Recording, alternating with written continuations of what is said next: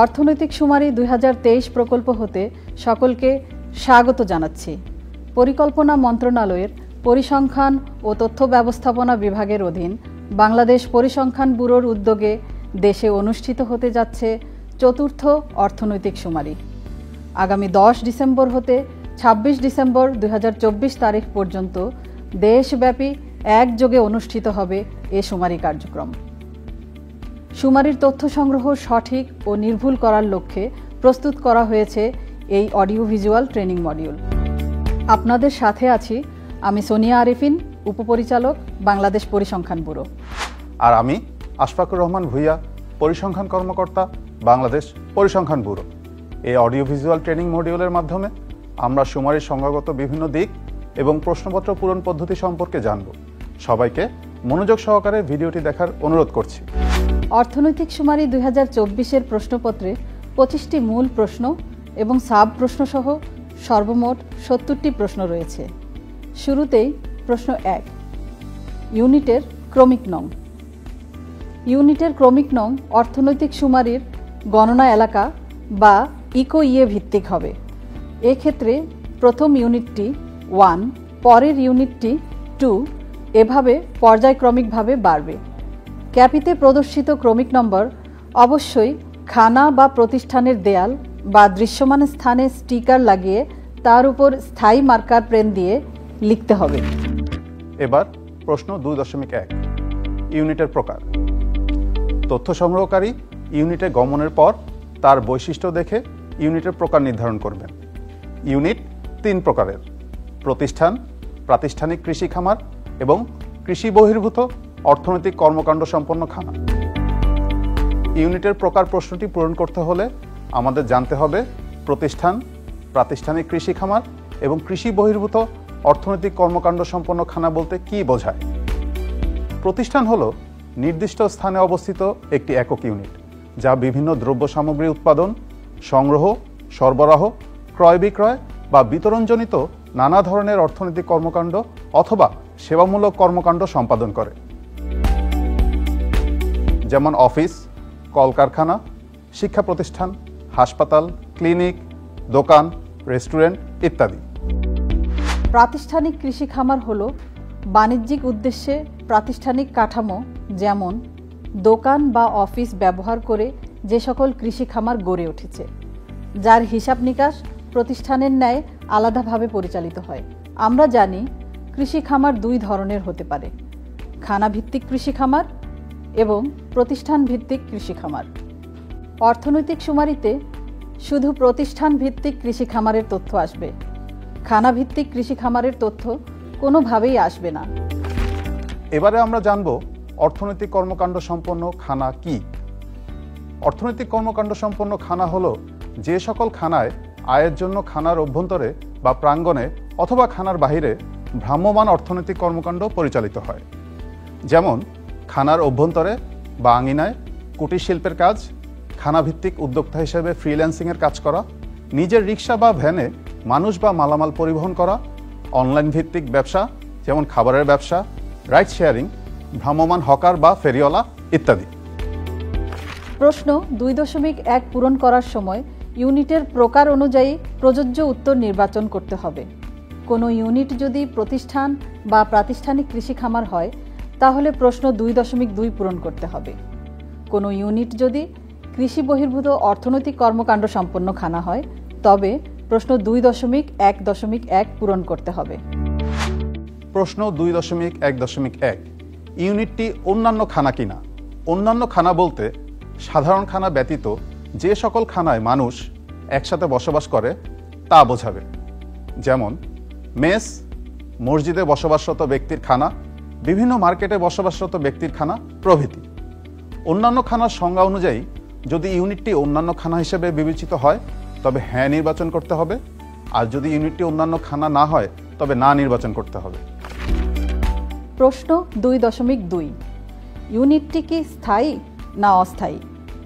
এবার আসুন আমরা জেনে নিই স্থায়ী বা অস্থায়ী ইউনিট বলতে কি বোঝায়। নির্দিষ্ট স্থানে অবস্থিত যে সকল প্রতিষ্ঠানের স্থায়ী কাঠামো বা স্ট্রাকচার রয়েছে তা স্থায়ী প্রতিষ্ঠান হিসেবে বিবেচিত হবে।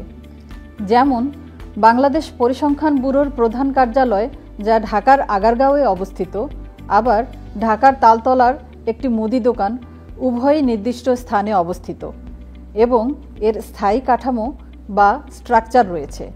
এই কারণে উভয় ইউনিটই স্থায়ী ইউনিট হিসেবে বিবেচিত হবে। অস্থায়ী প্রতিষ্ঠানের কোনো স্থায়ী কাঠামো থাকে না, তবে অস্থায়ী ছাউনি কিংবা অস্থায়ী বেড়া বা বেষ্টনী থাকতে পারে। হাটবাজার বা রাস্তার পাশে কোনো নির্দিষ্ট স্থানে অস্থায়ী ছাউনির নিচে বসে নিয়মিতভাবে অর্থনৈতিক কর্মকাণ্ডে নিয়োজিত ছোটোখাটো দোকানপাট অস্থায়ী প্রতিষ্ঠান হিসেবে বিবেচিত হবে। যেমন রাস্তার পাশের টিনের ছাউনি দেয়া মাছ বিক্রির একটি দোকান, যার চারপাশে কোনো দেয়াল বা বেড়া নেই, এটি একটি অস্থায়ী প্রতিষ্ঠান। আবার ঢাকার কারওয়ান বাজারে একই শেডের নিচে একাধিক ব্যক্তি নিয়মিতভাবে সবজি বিক্রয় করে থাকেন, যেখানে দোকানের জন্য আলাদা কোনো নিজস্ব ছাউনি, বেড়া বা দেয়াল নেই। উক্ত দোকানগুলো অস্থায়ী প্রতিষ্ঠান হিসেবে বিবেচিত হবে। তাহলে আমরা জানলাম, যদি কোনো ইউনিট নির্দিষ্ট স্থানে অবস্থিত হয় এবং এর স্থায়ী কাঠামো থাকে, তাহলে এটি স্থায়ী ইউনিট হবে। আর যদি কোনো ইউনিটে স্থায়ী কাঠামো না থাকে, তবে এটি অস্থায়ী ইউনিট হবে। প্রশ্ন 2.3, ইউনিটের অর্থনৈতিক কর্মকাণ্ড কোথায় পরিচালিত হয়? এই প্রশ্নটি 2.1-এর অর্থনৈতিক কর্মকাণ্ড সম্পন্ন খানায়ের ক্ষেত্রে প্রযোজ্য হবে। খানাভিত্তিক অর্থনৈতিক কর্মকাণ্ড দুইভাবে পরিচালিত হতে পারে, খানায় এবং ভ্রাম্যমাণভাবে। কোনো খানার অর্থনৈতিক কর্মকাণ্ড যদি খানার অভ্যন্তরে বা আঙিনায় সম্পন্ন বা পরিচালিত হয়, তবে খানায় নির্বাচন করতে হবে। অপরদিকে উক্ত কাজটি যদি ভ্রাম্যমাণভাবে সম্পন্ন বা পরিচালিত হয়, তবে ভ্রাম্যমাণ নির্বাচন করতে হবে। প্রশ্ন 2.4, ইউনিটের অর্থনৈতিক কর্মকাণ্ডের ধরন। ইউনিটের অর্থনৈতিক কর্মকাণ্ডের ধরন নির্বাচনের ক্ষেত্রে 3টি অপশন রয়েছে: কৃষি, শিল্প এবং সেবা। কৃষি বলতে প্রাতিষ্ঠানিক কৃষি খামারকে বোঝাবে। শিল্প বলতে সাধারণত পণ্য ও সেবার উৎপাদনকে বোঝাবে। সেবা বলতে যেসব প্রতিষ্ঠানে পণ্য উৎপাদন হয় না, শুধুমাত্র সেবামূলক কার্যাদি সম্পন্ন হয়, তা বোঝাবে। প্রশ্ন 3, ইউনিটের মালিকানা। ইউনিটের মালিকানা সম্পর্কে নিশ্চিত হয়ে প্রযোজ্য উত্তর নির্বাচন করতে হবে। আসুন আমরা ইউনিটের মালিকানার ধরনগুলো জেনে নেই। ব্যক্তিগত বা একক ব্যক্তি বা পারিবারিক মালিকানা, অংশীদারি মালিকানা, private limited company, public limited company, সরকারি মালিকানা, স্বায়ত্তশাসিত, বিদেশি মালিকানা, যৌথ মালিকানা, দেশি এবং বিদেশি, সমবায় মালিকানা, অলাভজনক প্রতিষ্ঠান, প্রবাসী বাংলাদেশি।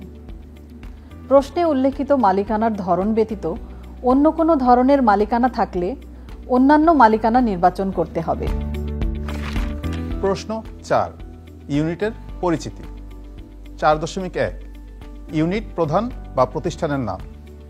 ইউনিটটি যদি অর্থনৈতিক কর্মকাণ্ড সম্পন্ন খানা হয়, তাহলে খানার প্রধানের নাম এবং প্রতিষ্ঠান হলে প্রতিষ্ঠানের নাম ইংরেজিতে লিখতে হবে। যেমন আব্দুর রহমান, বিশ্বাস ট্রেডার্স, প্রগতি ক্লাব ইত্যাদি। যদি প্রতিষ্ঠানের কোনো নাম বা নামের কোনো সাইনবোর্ড না থাকে, তবে উক্ত প্রতিষ্ঠানের মালিক বা পরিচালকের নাম লিখুন। 4.2, বাড়ি, মার্কেটের নাম। ইউনিটটি যদি কোনো বাড়িতে হয় এবং বাড়ির নাম থাকে, তাহলে তা ইংরেজিতে লিখুন। যেমন সৈয়দ বাড়ি হলে লিখুন সায়েদ বাড়ি। আবার ইউনিটটি যদি কোনো মার্কেট বা বাজারে অবস্থিত হয়, তবে মার্কেট বা বাজারের নাম লিখুন। যেমন নতুন বাজার হলে নতুন বাজার বা চৌধুরী মার্কেট হলে চৌধুরী মার্কেট ইত্যাদি। 4.3, পূর্ণাঙ্গ ঠিকানা, হোল্ডিং বা বাড়ি নম্বর বা অ্যাপার্টমেন্ট নম্বর। ইউনিটের হোল্ডিং, বাড়ি নম্বর বা অ্যাপার্টমেন্ট নম্বর থাকলে তা লিখুন। পৌরসভা বা সিটি কর্পোরেশন এলাকার ক্ষেত্রে অবশ্যই হোল্ডিং, বাড়ি নম্বর বা অ্যাপার্টমেন্ট নম্বর লিখতে হবে। রোড নম্বর বা রাস্তা বা পাড়া বা ব্লক বা সেক্টরের নাম, ইউনিটটি যে রোডে অবস্থিত সেই রোড বা রাস্তার কোনো নম্বর থাকলে তা লিখুন। অথবা যদি নাম থাকে তবে সেটি লিখুন। যেমন রোড নং 1 অথবা Kazi Nazrul Islam Avenue. Road number বা নাম না থাকলে স্থানীয়ভাবে রাস্তাটি যে নামে পরিচিত সেটি নিশ্চিত হয়ে ইংরেজিতে লিখুন। ইউনিটটি যে পাড়া, ব্লক বা সেক্টরে অবস্থিত তা ইংরেজিতে লিখুন। 4.4 টেলিফোন বা মোবাইল নম্বর। ইউনিটের টেলিফোন বা মোবাইল নম্বর লিখুন। টেলিফোন এবং মোবাইল নম্বর উভয় থাকলে মোবাইল নম্বরকে অগ্রাধিকার দিতে হবে। 4.5 ইমেইল। ইউনিটে যোগাযোগের জন্য খানার ক্ষেত্রে ইউনিট প্রধান এবং প্রতিষ্ঠানের ক্ষেত্রে প্রতিষ্ঠানের ইমেইল অথবা প্রতিষ্ঠানের ইমেইল না থাকলে দায়িত্বশীল ব্যক্তির ইমেইল ঠিকানা লিখুন। প্রশ্ন 5.1 ইউনিট প্রধানের লিঙ্গ। যার সিদ্ধান্তে ইউনিটটি পরিচালিত হয় এবং যাকে অন্য সদস্যরা ইউনিট প্রধান মনে করেন তিনি ইউনিট প্রধান হিসেবে বিবেচিত হবেন। খানাভিত্তিক অর্থনৈতিক কর্মকাণ্ডের ক্ষেত্রে অর্থনৈতিক কর্মকাণ্ড পরিচালনাকারী ব্যক্তিই হবেন ইউনিট প্রধান। ইউনিট প্রধানের লিঙ্গ অনুযায়ী প্রযোজ্য অপশন নির্বাচন করুন। প্রশ্ন 5.2 ইউনিট প্রধানের বয়স। ইউনিট প্রধানের বয়স জিজ্ঞেস করে 2 অঙ্কে পূর্ণ বছরে লিখতে হবে। যেমন ইউনিট প্রধানের বয়স 27 বছর 9 মাস হলে 27 লিখতে হবে। ইউনিট প্রধানের বয়স 48 বছর 11 মাস 29 দিন হলে 48 লিখতে হবে। ইউনিট প্রধানের বয়স 100 বছর বা এর বেশি হলে 99 লিখতে হবে। প্রশ্ন 5.3 ইউনিট প্রধানের সর্বোচ্চ শিক্ষা। ইউনিট প্রধানের শিক্ষার ক্ষেত্রে তিনি সর্বোচ্চ কোন শ্রেণী পাশ করেছেন তা জেনে নিয়ে সংশ্লিষ্ট অপশন নির্বাচন করতে হবে। প্রশ্ন 5.4 ইউনিটটি কত সালে আরম্ভ হয়েছে। ইউনিটটি কত সালে তাদের কার্যক্রম তথা উৎপাদন বা সেবা কার্যক্রম শুরু করেছে তা জেনে লিখতে হবে। যেমন যদি কোনো ইউনিট 2017 সালে কার্যক্রম শুরু করে তবে 2017 লিখতে হবে। প্রশ্ন 5.5 ইউনিটের ক্ষেত্রে নিচের কোনটি প্রযোজ্য। প্রতিষ্ঠান এবং প্রাতিষ্ঠানিক কৃষি খামারের ক্ষেত্রে এ প্রশ্নটি প্রযোজ্য হবে। খানাভিত্তিক অর্থনৈতিক কর্মকাণ্ডের ক্ষেত্রে এ প্রশ্নটি প্রযোজ্য হবে না। ইউনিটটির বৈশিষ্ট্য জেনে প্রযোজ্য অপশন নির্বাচন করতে হবে। অপশনগুলো হচ্ছে এটির কোথাও কোনো শাখা নেই অর্থাৎ এটি একটি একক ইউনিট, এটি একটি প্রধান কার্যালয় এবং এর অন্যত্র শাখা রয়েছে, এটি একটি শাখা অফিস। উদাহরণস্বরূপ প্যান প্যাসিফিক সোনারগাঁও হোটেলের ক্ষেত্রে এটির কোথাও কোনো শাখা নেই অপশনটি নির্বাচন করতে হবে। আবার বাংলাদেশ পরিসংখ্যান ব্যুরো বা বিবিএসের প্রধান কার্যালয়ে গেলে এটি একটি প্রধান কার্যালয় এবং এর অন্যত্র শাখা রয়েছে অপশনটি নির্বাচন করতে হবে, কারণ বিভাগ, জেলা এবং উপজেলা পর্যায়ে বিবিএসের শাখা অফিস রয়েছে। অপরদিকে উপজেলা পরিসংখ্যান কার্যালয় বিবিএসের একটি শাখা অফিস, তাই এক্ষেত্রে এটি একটি শাখা অফিস অপশনটি নির্বাচন করতে হবে। প্রশ্ন 6.1 ইউনিটটি নিবন্ধিত কি। ইউনিটটি নিবন্ধিত কিনা তা জানার পর হ্যাঁ বা না অপশন নির্বাচন করতে হবে। সরকারি, স্বায়ত্তশাসিত প্রতিষ্ঠান, মসজিদ, মন্দির প্রভৃতির ক্ষেত্রে প্রযোজ্য নয় অপশন নির্বাচন করুন। প্রশ্ন 6.2 নিবন্ধিত হলে কোথায় নিবন্ধিত তা জেনে সঠিক অপশন নির্বাচন করতে হবে। এক্ষেত্রে একাধিক অপশন নির্বাচন হতে পারে। অপশনগুলো হলো যৌথ মূলধন কোম্পানি ও ফার্মসমূহের পরিদপ্তর, বিনিয়োগ বোর্ড, বিসিক, বেবজা, সমবায় অধিদপ্তর, সিটি কর্পোরেশন, পৌরসভা, ইউনিয়ন পরিষদ, এনজিও বিষয়ক ব্যুরো এবং অন্যান্য। অন্যান্য হলে তা উল্লেখ করুন। প্রশ্ন 7.1 ইউনিটে নিয়োজিত জনবলের প্রকার ও সংখ্যা। জনবলের প্রকার 6টি ক্যাটাগরিতে দেখানো হয়েছে, যা হল কর্মরত মালিক বা অংশীদার, অবৈতনিক পারিবারিক কর্মী, পূর্ণকালীন কর্মী, খণ্ডকালীন কর্মী, অনিয়মিত কর্মী, শিক্ষানবিশ এবং অন্যান্য। ইউনিটে নিয়োজিত জনবলের প্রকার ও লিঙ্গভেদে সংখ্যা লিখতে হবে। মনে রাখবেন, সরকারি, স্বায়ত্তশাসিত বা সমবায় মালিকানাধীন ইউনিটে কোনো কর্মরত মালিক বা অংশীদার বা অবৈতনিক পারিবারিক কর্মী থাকবে না। সুতরাং এই ক্ষেত্রে কর্মরত মালিক বা অংশীদার অপশনটি নির্বাচন করতে হবে না। জনবলের কোনো ক্যাটাগরি নির্বাচন করলে পুরুষ, মহিলা এবং হিজড়া জনবলের সংখ্যা সংশ্লিষ্ট ঘরে ইংরেজিতে লিখতে হবে। পুরুষ, মহিলা এবং হিজরা ভেদে যদি জনবল না থাকে তবে সেক্ষেত্রে সংশ্লিষ্ট ঘরে 0 লিখতে হবে। মোট জনবল স্বয়ংক্রিয়ভাবে দেখাবে। প্রশ্ন 7.2 ইউনিটে প্রতিবন্ধী জনবল আছে কি? প্রতিবন্ধিতা বলতে বোঝায় জন্মগত বা কোনো কারণে দীর্ঘমেয়াদী বা স্থায়ীভাবে কোনো ব্যক্তির শারীরিক, মানসিক, বুদ্ধিগত বিকাশ এবং ইন্দ্রিয়গত ক্ষতিগ্রস্ততা বা প্রতিকূলতা। ইউনিটে কর্মরত জনবলের মধ্যে কেউ প্রতিবন্ধী থাকলে হ্যাঁ নির্বাচন করুন, কোনো প্রতিবন্ধী জনবল না থাকলে না নির্বাচন করুন। প্রশ্ন 7.3 নিয়োজিত জনবলের মধ্যে প্রতিবন্ধীর সংখ্যা। নিয়োজিত জনবলের মধ্যে প্রতিবন্ধীদের সংখ্যা পুরুষ, মহিলা ও হিজড়া ভেদে লিখতে হবে। প্রশ্ন 7.4 ইউনিটে বিদেশি জনবল আছে কি? কোনো ইউনিটে যদি অন্য কোনো দেশের নাগরিক অর্থনৈতিক শুমারির সময় কর্মরত থাকেন তবে হ্যাঁ অপশন নির্বাচন করতে হবে। আর যদি উক্ত ইউনিটে কোনো বিদেশি নাগরিক কাজ না করে থাকেন তবে সেক্ষেত্রে না নির্বাচন করতে হবে। প্রশ্ন 7.5 বিদেশি জনবলের সংখ্যা। 7.4 নং প্রশ্নের উত্তর যদি হ্যাঁ হয় তাহলে এই ইউনিটে কর্মরত বিদেশি জনবলের সংখ্যা যথাক্রমে পুরুষ, মহিলা ও হিজড়া ভেদে লিখতে হবে। প্রশ্ন 7.6 বিদেশি জনবল কোন কোন দেশের নাগরিক? ইউনিটে কোন কোন দেশের বিদেশি কর্মী আছে তা জেনে সংখ্যা লিখতে হবে। এখানে 15টি দেশের নাম দেওয়া আছে: চীন, ভারত, শ্রীলঙ্কা, পাকিস্তান, দক্ষিণ Korea, Thailand, Philippine, Malaysia, Japan, USA, Russia, Kazakhstan, Somalia, Nigeria এবং কেনিয়া। এর বাইরে অন্য কোনো দেশে জনবল থাকলে তার নাম অন্যান্যর ঘরে লিখে সংখ্যা আনতে হবে। প্রশ্ন 7.7 বিদেশি জনবল ইউনিটের কোন শাখায় কাজ করে?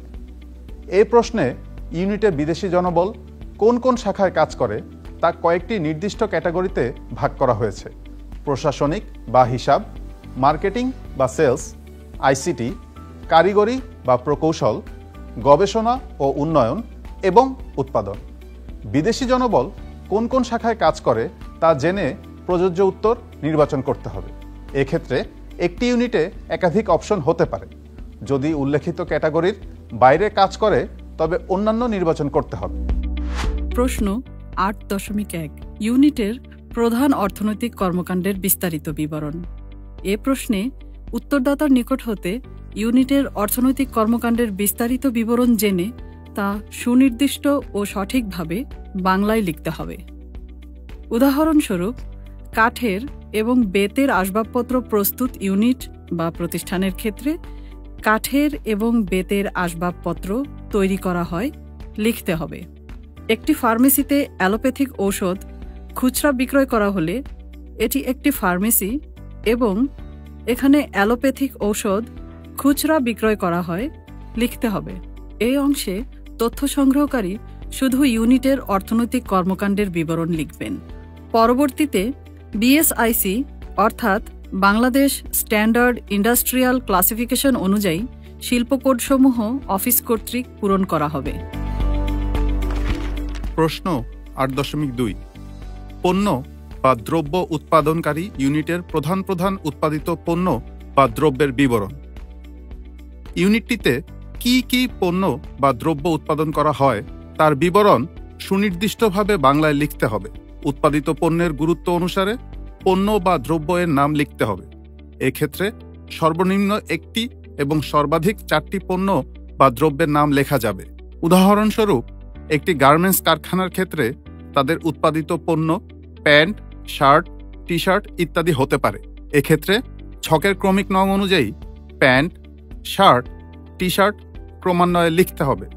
তথ্য সংগ্রহকারী শুধু বিবরণ লিখবেন। পণ্য কোডসমূহ পরবর্তীতে অফিস কর্তৃক পূরণ করা হবে। প্রশ্ন 8.3 সেবা প্রদানকারী ইউনিটের সেবামূলক কর্মকাণ্ডের বিবরণ। ইউনিটটি যদি মেরামত বা বিক্রয় বা সেবা প্রদান কর্মকাণ্ড সম্পর্কিত হয় তাহলে উক্ত ইউনিটের সেবামূলক কর্মকাণ্ডের বিবরণ লিখতে হবে। ইউনিটটি যদি কোনো পণ্য মেরামত বা বিক্রয় বা সেবাদান করে থাকে তাহলে এসব কাজের প্রধান প্রধান চারটির নাম সুনির্দিষ্টভাবে সংশ্লিষ্ট ছকে বাংলায় লিখতে হবে। এক্ষেত্রে সর্বনিম্ন একটি এবং সর্বাধিক চারটি সেবার নাম লেখা যাবে। উদাহরণস্বরূপ, বিক্রয়কারী প্রতিষ্ঠান বা ইউনিটের ক্ষেত্রে কি কি পণ্য বা দ্রব্য বিক্রয় করে তার বিবরণ লিখতে হবে।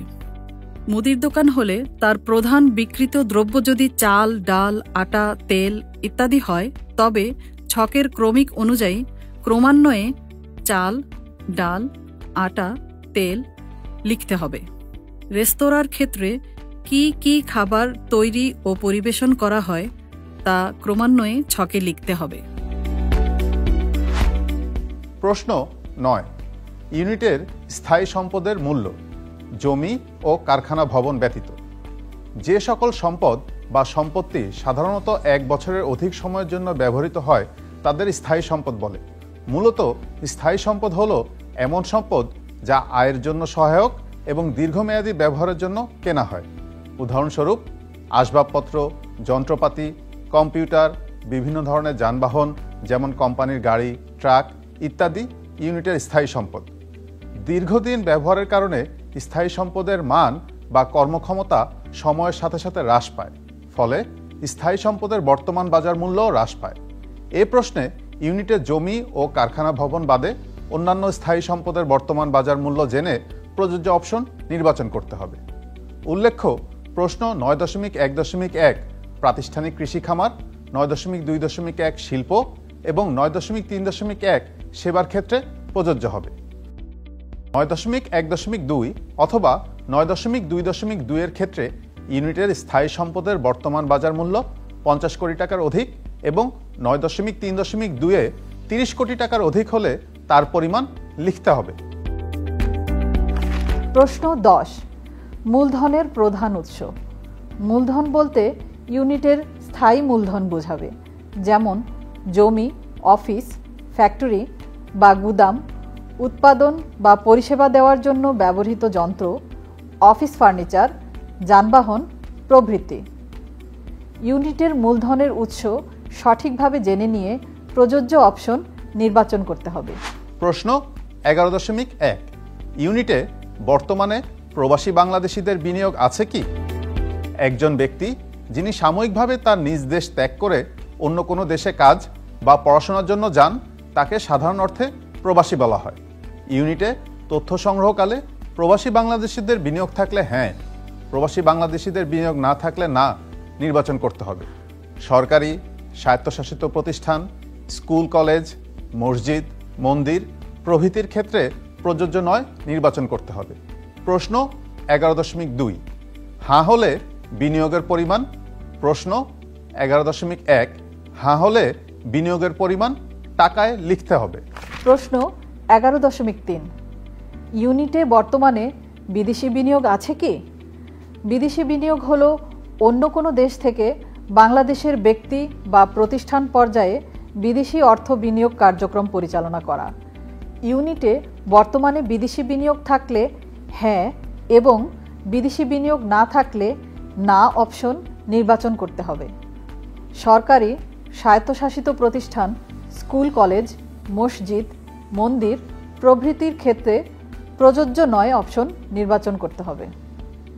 প্রশ্ন 11.4, 11.3 এর উত্তর হ্যাঁ হলে বিনিয়োগের পরিমাণ। উক্ত ইউনিটে তথ্য সংগ্রহকালে যদি কোনো ধরনের বৈদেশিক বিনিয়োগ থাকে তাহলে সেই বিনিয়োগের পরিমাণ টাকায় লিখতে হবে। প্রশ্ন 12, ইউনিটের বিদ্যুৎ সুবিধা বা সংযোগের প্রধান উৎস। এই প্রশ্নে ইউনিটের বিদ্যুৎ সুবিধা বা সংযোগ সম্পর্কিত 6টি অপশন রয়েছে, যা থেকে প্রধান উৎস নির্বাচন করতে হবে। অপশনগুলো হলো জাতীয় গ্রিড, সৌরবিদ্যুৎ, নিজস্ব প্ল্যান্ট, জেনারেটর, অন্যান্য। এছাড়া বিদ্যুৎ সুবিধা বা সংযোগ নেই। প্রশ্ন 13, ইউনিটের হিসাবের ব্যবস্থা।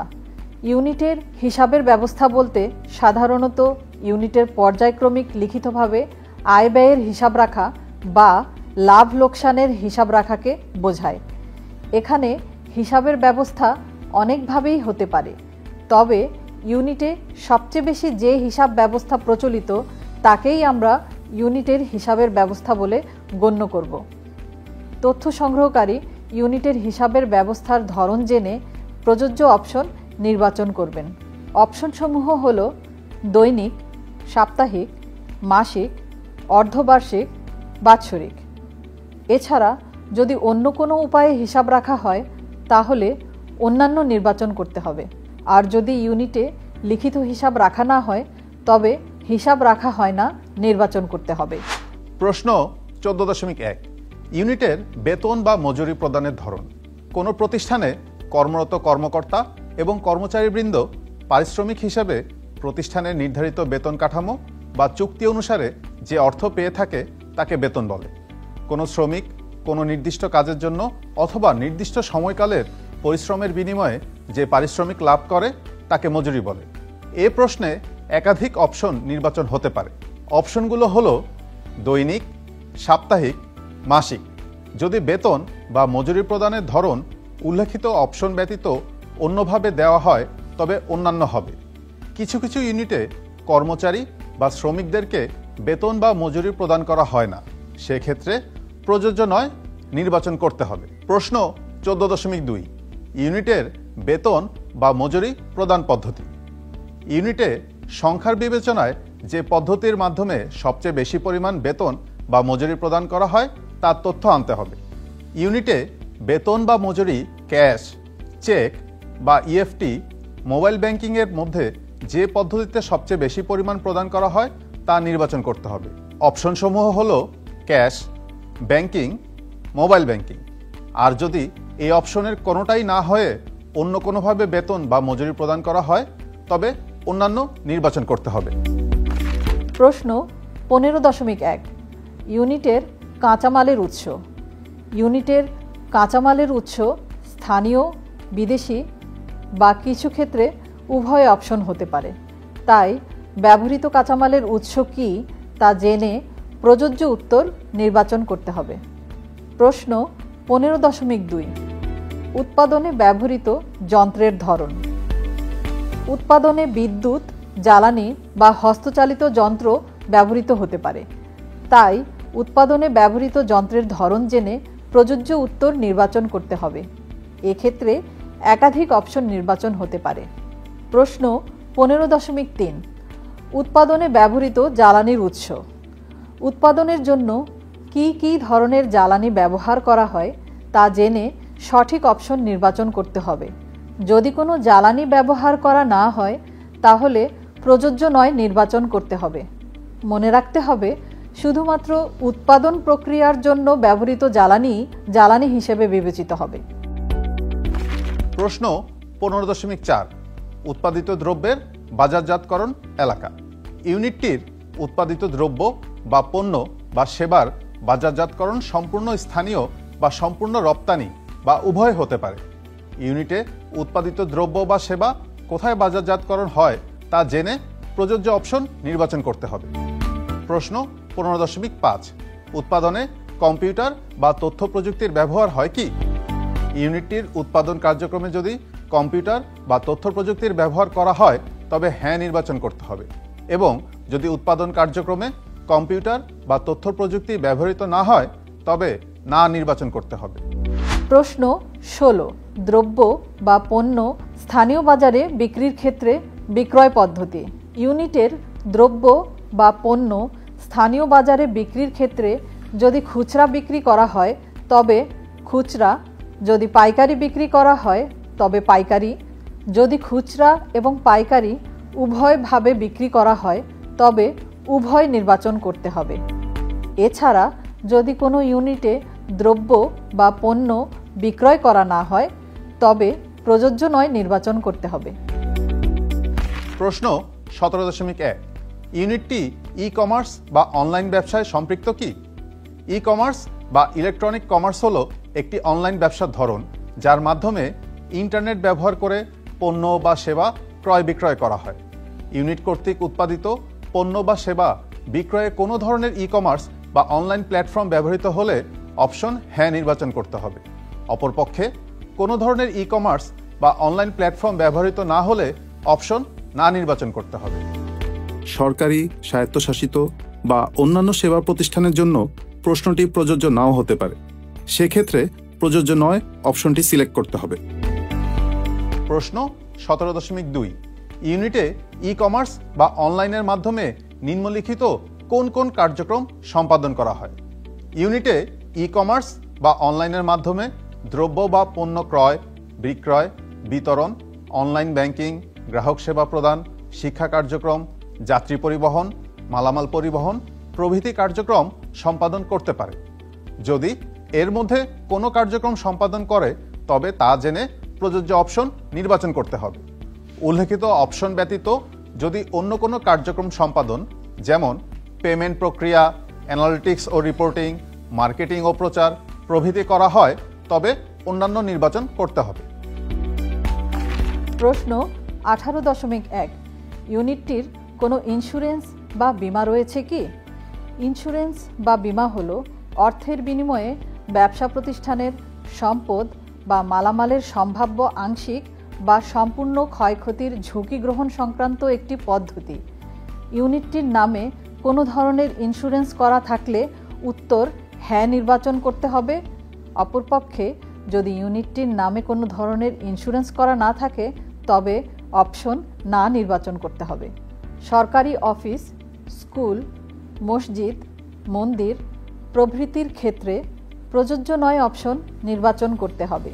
প্রশ্ন 18.2 ইউনিটটির গবেষণা ও উন্নয়ন অর্থাৎ R&D ব্যবস্থাপনা আছে কি?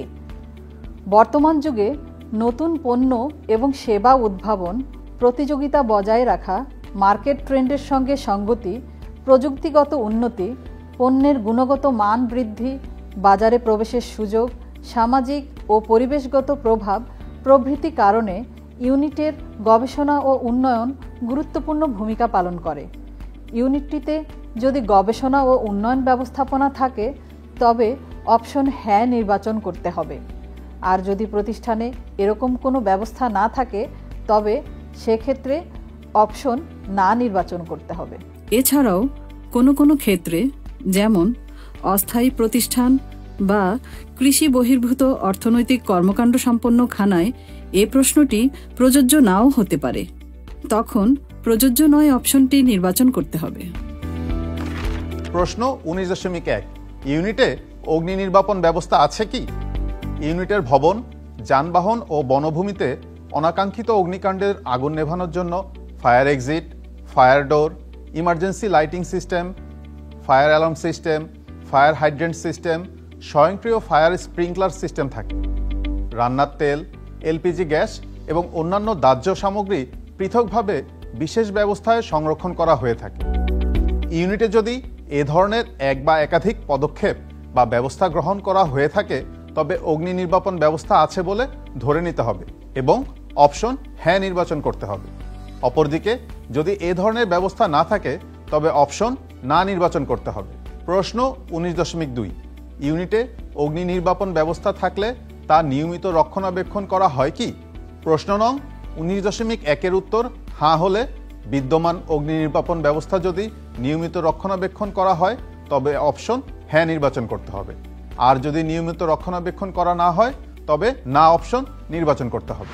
প্রশ্ন 20.1 ইউনিটে বর্জ্য ব্যবস্থাপনা সম্পর্কিত কোনো কার্যক্রম আছে কি? ইউনিটের বর্জ্য মাটি, পানি, বায়ু তথা পরিবেশ এবং জীববৈচিত্র্যকে দূষিত করতে পারে। এসব দূষণ রোধের উদ্দেশ্যে শিল্প কারখানা এবং প্রতিষ্ঠানসমূহ বা বিভিন্ন অর্থনৈতিক ইউনিটসমূহ বর্জ্য সংগ্রহ, বর্জ্য পৃথকীকরণ, রিসাইক্লিং, কম্পোস্টিং, ডাম্পিং সাইট পরিচালনা, শিক্ষা ও সচেতনতা, বর্জ্যের পরিমাণ মনিটরিং, বর্জ্য পরিবহন, প্রক্রিয়াজাতকরণ, বর্জ্য পুনঃব্যবহার এবং প্রযুক্তির ব্যবহার প্রভৃতি ব্যবস্থা গ্রহণ করতে পারে। যদি কোনো ইউনিট এ সংক্রান্ত কোনো ব্যবস্থা নিয়ে থাকে তবে তথ্য সংগ্রহকারী সেই ইউনিটের ক্ষেত্রে অপশন হ্যাঁ নির্বাচন করবেন। আর যদি ইউনিটে বর্জ্য ব্যবস্থাপনা সংক্রান্ত কোনো ব্যবস্থা না থাকে তাহলে অপশন না নির্বাচন করতে হবে। প্রশ্ন 20.2 প্রতিষ্ঠানটির পরিবেশগত ছাড়পত্র আছে কি? এই প্রশ্নটি শুধুমাত্র শিল্প প্রতিষ্ঠানের জন্য প্রযোজ্য। কোনো এলাকায় শিল্প প্রতিষ্ঠান বা অর্থনৈতিক প্রতিষ্ঠান স্থাপনে পরিবেশগত কিছু না কিছু প্রভাব বিদ্যমান থাকে। সে কারণে বাংলাদেশ পরিবেশ সংরক্ষণ আইন অনুযায়ী কোনো এলাকায় কোনো শিল্প প্রতিষ্ঠান স্থাপন বা প্রকল্প গ্রহণ করার জন্য পরিবেশগত ছাড়পত্র প্রয়োজন, যা পরিবেশ অধিদপ্তর প্রদান করে থাকে। এক্ষেত্রে তথ্য সংগ্রহকারী তথ্য প্রদানকারীর প্রতিষ্ঠানের কাছে পরিবেশ অধিদপ্তর প্রদত্ত কোনো ছাড়পত্র আছে কিনা জানতে চাইবেন। যদি থাকে তাহলে হ্যাঁ অপশন নির্বাচন করতে হবে, অন্যথায় না অপশন নির্বাচন করতে হবে। তবে কোনো সরকারি বা অন্যান্য সেবা প্রতিষ্ঠান এবং কৃষি বহির্ভূত অর্থনৈতিক কর্মকাণ্ড সম্পন্ন খানায় প্রশ্নটি প্রযোজ্য নাও হতে পারে, তখন প্রযোজ্য নয় অপশন নির্বাচন করতে হবে। প্রশ্ন 20.3 প্রতিষ্ঠানটির ফায়ার সার্ভিসের ছাড়পত্র আছে কি? এই ক্ষেত্রে তথ্য সংগ্রহকারী জানতে চাইবেন উত্তরদাতার প্রতিষ্ঠানে ফায়ার সার্ভিস এবং সিভিল ডিফেন্স কর্তৃক প্রদত্ত ফায়ার সার্ভিসের ছাড়পত্র আছে কিনা। যদি থাকে তবে হ্যাঁ অপশন নির্বাচন করতে হবে, যদি না থাকে তবে না অপশন নির্বাচন করতে হবে। প্রশ্ন 21.1 টয়লেটের ব্যবস্থা। এই প্রশ্নে একজন তথ্য সংগ্রহকারী জানতে চাইবেন তথ্যদাতার প্রতিষ্ঠানের টয়লেট আছে কিনা। যদি থাকে তবে হ্যাঁ অপশন নির্বাচন করতে হবে, আর যদি না থাকে তবে না অপশন নির্বাচন করতে হবে। প্রশ্ন 21.2 মহিলাদের জন্য পৃথক টয়লেটের ব্যবস্থা। 21.1 প্রশ্নের উত্তর যদি হ্যাঁ হয় তবে এই প্রশ্নটি পূরণ করতে হবে। তথ্য সংগ্রহকারী জানতে চাইবেন ইউনিটে মহিলাদের জন্য পৃথক টয়লেটের ব্যবস্থা আছে কিনা। যদি থাকে তবে হ্যাঁ অপশন নির্বাচন করতে হবে, আর যদি না থাকে তবে না অপশন নির্বাচন করতে হবে। প্রশ্ন 21.3 ডে কেয়ার সেন্টার। এই প্রশ্নে তথ্য সংগ্রহকারী উত্তরদাতার প্রতিষ্ঠানে ডে কেয়ার সেন্টার আছে কিনা তা জানতে চাইবেন। যদি থাকে তবে হ্যাঁ অপশন নির্বাচন করতে হবে, আর যদি না থাকে তবে না অপশন নির্বাচন করতে হবে। প্রশ্ন 21.4 কর্মীদের জন্য নিজস্ব পরিবহন সুবিধার ব্যবস্থা। এ প্রশ্নে একজন তথ্য সংগ্রহকারী উত্তরদাতার প্রতিষ্ঠানে কর্মীদের জন্য নিজস্ব পরিবহন আছে কিনা তা জানতে চাইবেন। যদি থাকে তবে হ্যাঁ অপশন নির্বাচন করতে হবে, আর যদি না থাকে তবে না অপশন নির্বাচন করতে হবে। প্রশ্ন 21.5 কর্মীদের নিরাপত্তা বা সেফটি ব্যবস্থা।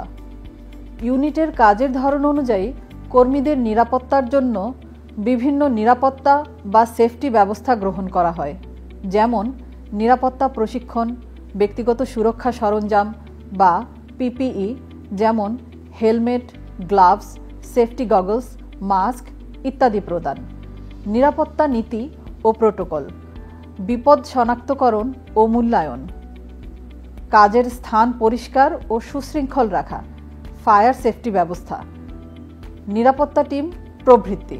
ইউনিটে যদি এ ধরনের কোনো নিরাপত্তা বা সেফটি ব্যবস্থা থাকে তবে হ্যাঁ অপশন নির্বাচন করতে হবে, এবং যদি নিরাপত্তার ব্যবস্থা না থাকে তবে অপশন না নির্বাচন করতে হবে।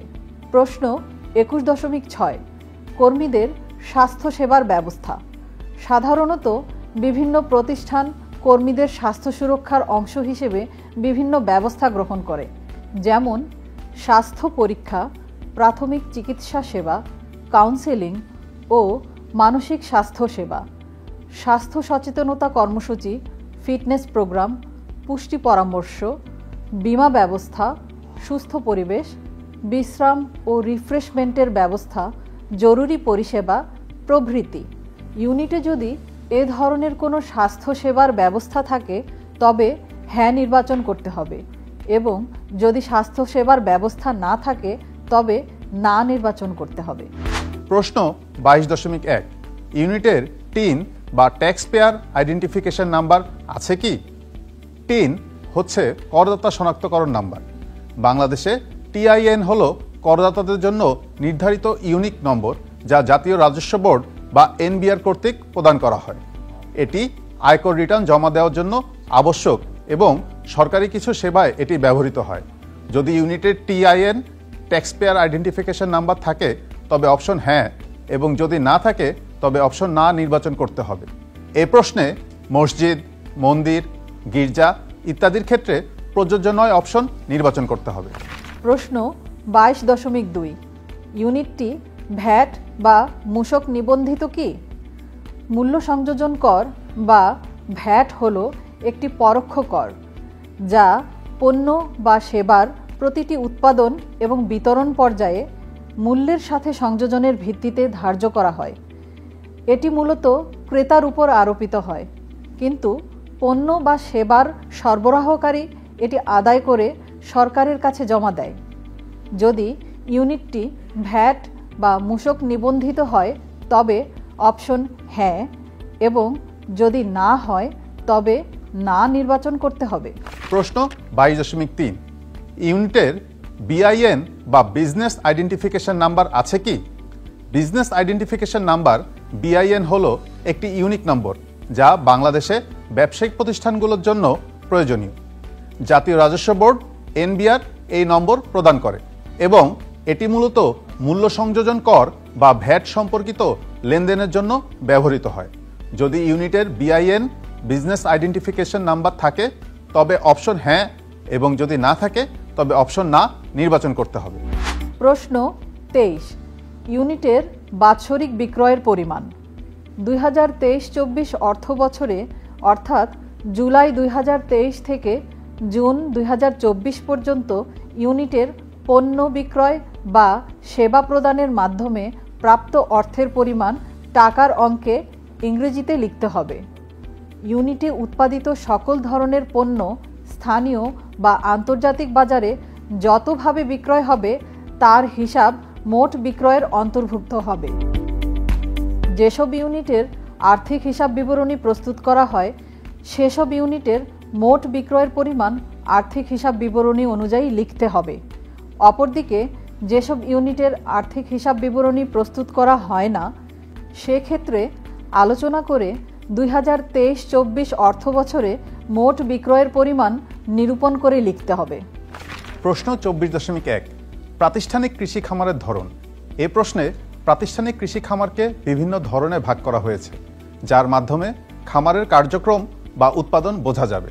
এই প্রশ্নে মোট 10টি অপশন রয়েছে: শস্য খামার, গবাদি পশু খামার, পোলট্রি খামার, মৎস্য চাষ বা উৎপাদন, নার্সারি, কাঠের বাগান, ফুলের বাগান, ফলের বাগান, চা বাগান এবং অন্যান্য।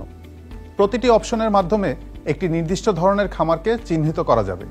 তথ্য সংগ্রহকারী খামারের ধরন ও বৈশিষ্ট্য পর্যবেক্ষণ করে প্রযোজ্য অপশন নির্বাচন করবেন। এই প্রশ্নে একাধিক অপশন নির্বাচন হতে পারে। প্রশ্নে উল্লেখিত অপশনের বাইরে যদি কোনো ধরনের খামার থাকে তবে তা অন্যান্যের ঘরে উল্লেখ করতে হবে। প্রশ্ন 24.2 গবাদি পশু খামার হলে গবাদি পশুর সংখ্যা। প্রশ্ন 24.1 খামারের ধরন গবাদি পশুর খামার হলে শুমারির তথ্য সংগ্রহ সময়কালে খামারে বিদ্যমান গবাদি পশুর সংখ্যা লিখতে হবে। প্রশ্ন 24.3 পোলট্রি খামার হলে পোলট্রির সংখ্যা।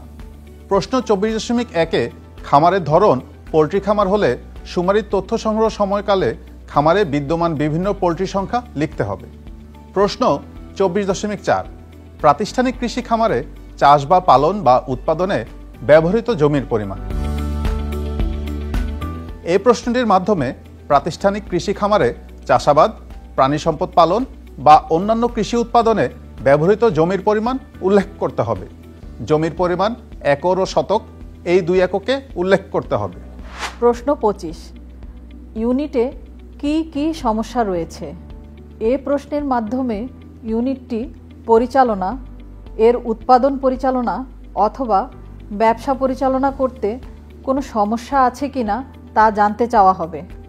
এ প্রশ্নে মোট 10টি অপশন রয়েছে, যেমন কোনো সমস্যা নেই, পর্যাপ্ত মূলধনের অভাব, দক্ষ জনবলের অভাব, পর্যাপ্ত কাঁচামালের অভাব, উৎপাদন খরচ বৃদ্ধি, অবকাঠামোগত সমস্যা, বিদ্যুৎ ও জ্বালানি সংক্রান্ত সমস্যা, সহজলভ্য ঋণের অভাব এবং অন্যান্য।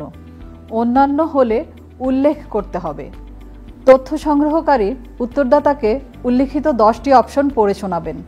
এই 10টি সমস্যার মধ্যে যদি কোনো সমস্যা ইউনিটটিতে থাকে তবে তা নির্বাচন করতে হবে।